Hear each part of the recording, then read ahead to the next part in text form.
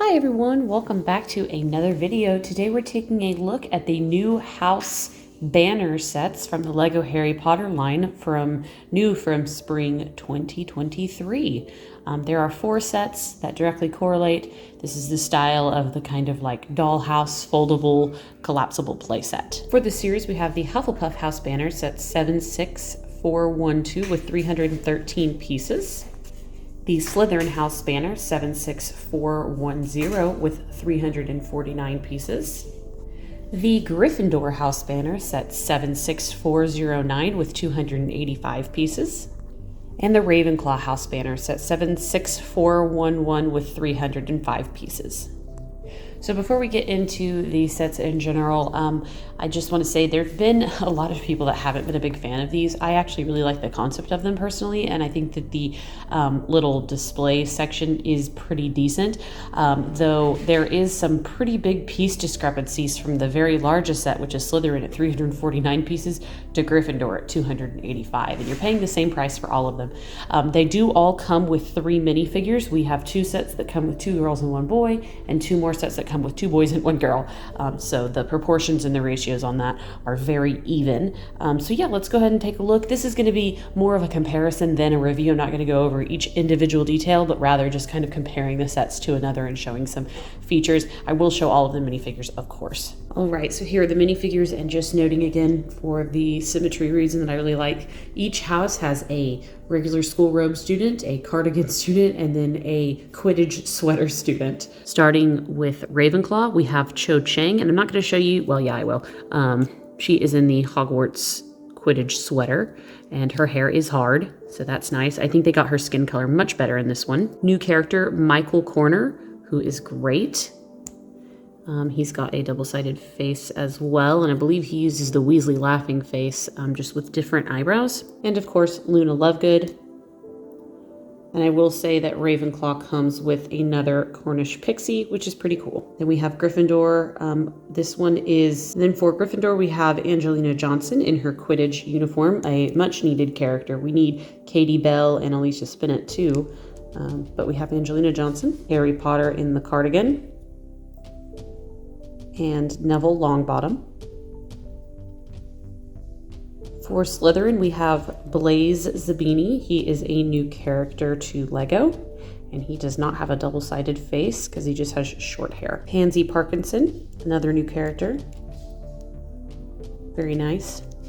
And Draco Malfoy with corrected yellow eyebrows, looks much better.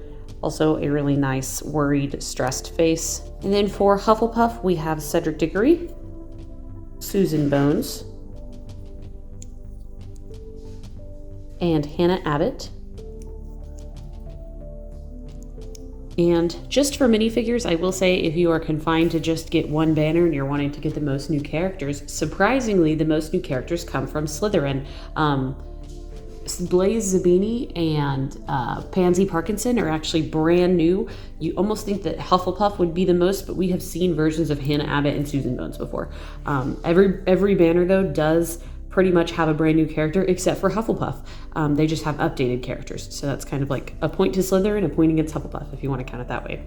All right, with minifigures out of the way, here's a better look at the front of the banner. They are each unique, with some design on the front. Each one of them has a hook on the back, so you can actually hang these up, which is a really cool little thing. So let's open them up and we can kind of take a look at each one of them. I did also want to point out that each plaque for each house is a printed piece, which is super cool. Here's a look at all of the banners folded out into their common rooms. And obviously the biggest complaint of this is how flat and two-dimensional these are, but I must say it's really cool actually to get common rooms. We haven't really gotten that before, and so I do like the idea behind it. Yes, they are flat, but overall most people will be hanging the banners, so I don't think it's a huge deal personally. Looking at Hufflepuffs, and I've pulled out all the accessories. Hufflepuff common room has the most accessories, and it has the most windows with most of the lenticular plate showing behind it, and I will take those out and show those individually in a moment.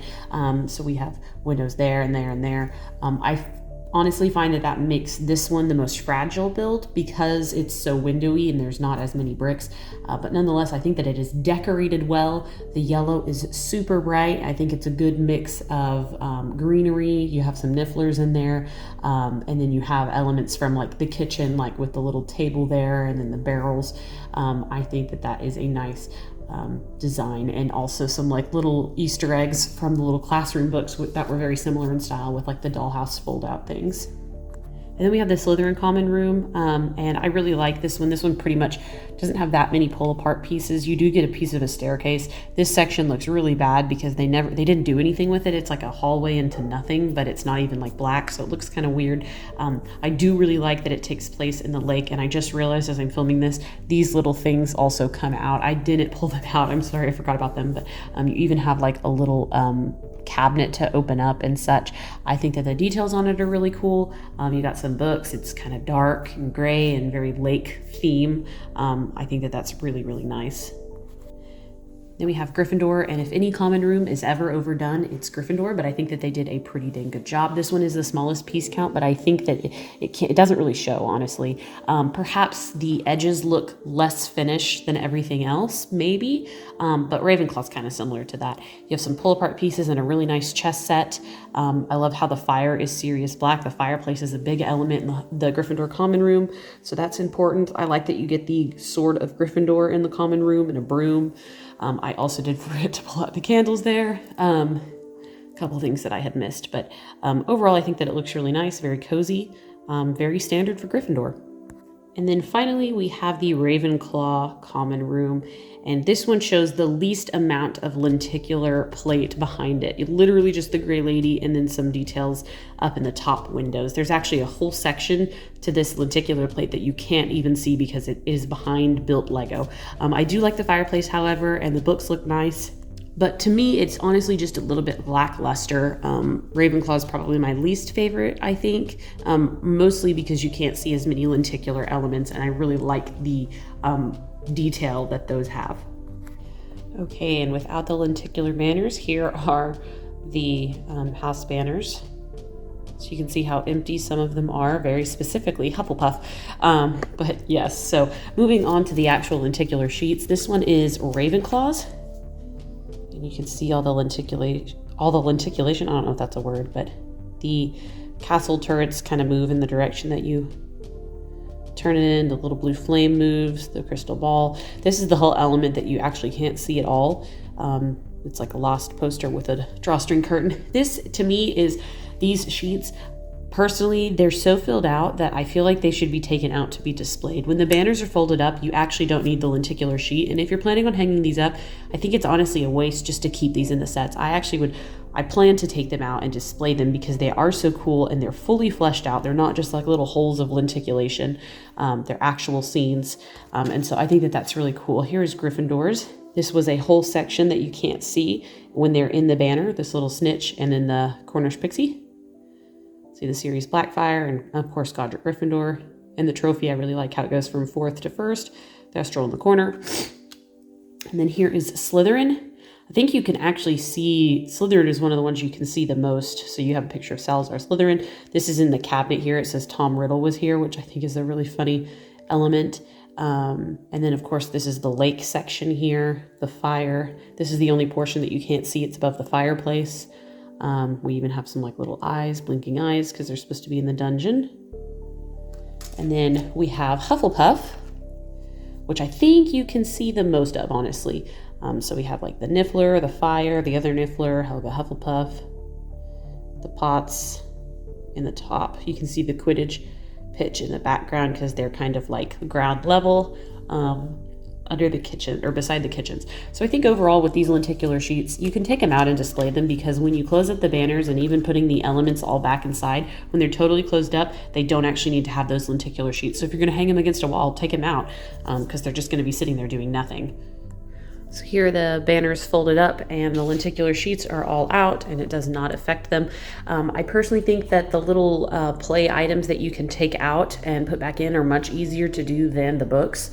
the classroom books themselves. And so I like that. People say it's really flat and two-dimensional, so there's not a lot of room for play. I actually disagree. I think that there's a lot of make-believe play. You can pull almost anything out of these, even the little pieces that they don't necessarily advertise you can pull out, like the diadem and, you know, the golden snitch and Godric's sword, things like that. And you can play with them if you want. And I just love these sheets. They remind me a lot of Harry Potter from 2001, 2002, when they did like the Mirror of Erised lenticular sheet, and like the Harry at the final task pulling out his the Sorcerer's Stone. They have a lenticular sheet like that. So I really like that they're really big. I thought they were going to be lenticular stickers, so I was really pleased with that. I am most excited about these sheets. Also, the students and how we get a new character per banner is fantastic. 2 new characters for Slytherin. So if you're going to pick one up, I would definitely do Slytherin out of all of them. It has the most pieces. It shows almost all of the lenticular card in the back. The build on it is great, and you get, if I didn't say, you get 2 new brand new characters. So I think Slytherin is the best. Hufflepuff and Ravenclaw kind of battle it out. I think Ravenclaw is the worst in my opinion, but that's just me. So anyways, feel free to pick these up. I hope you guys enjoyed this kind of a comparison review, and until next time, I will see you guys later. Bye.